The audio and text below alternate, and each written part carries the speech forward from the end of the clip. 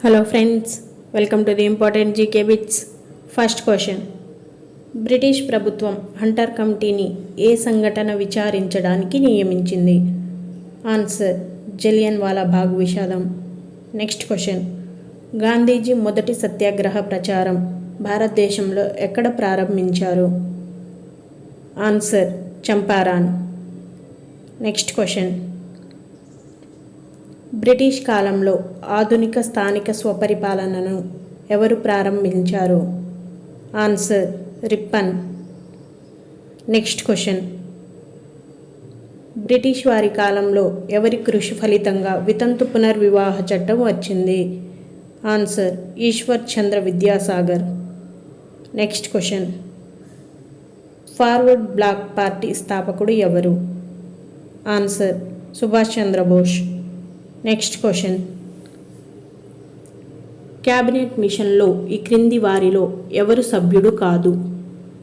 Answer Attlee. Next question.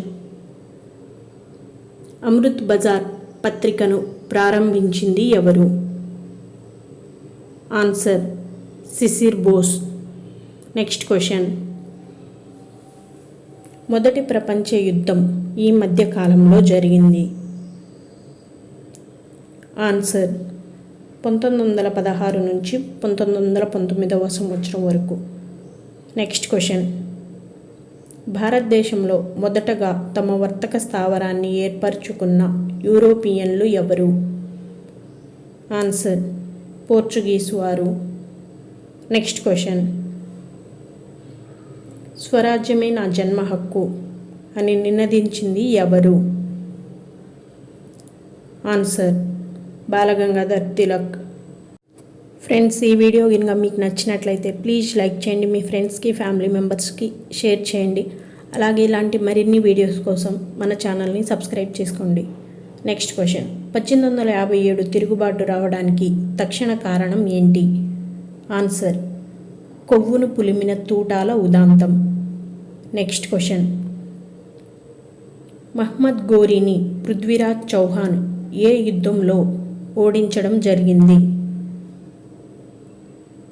Answer మొదటి థరైన్ యుద్ధం. Next question. Indian civil service పితామహుడుగా ఎవరు ప్రసిద్ధి పొందారు? Answer lord Cornwallis. Next question.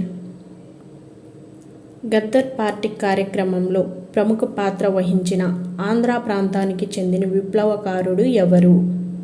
Answer Darsi Chenchaiah. Next question. భారతదేశంలో స్థానికులను బ్రిటిష్ ప్రభుత్వం ఉద్యోగాల నుంచి వెలివేసిన విధంగా మరే దేశంలోనూ జరిగినట్టు ఉదాహరణ కూడా లభించదు అని వివరణ ఇచ్చింది ఎవరు? Answer sir Thomas Munro.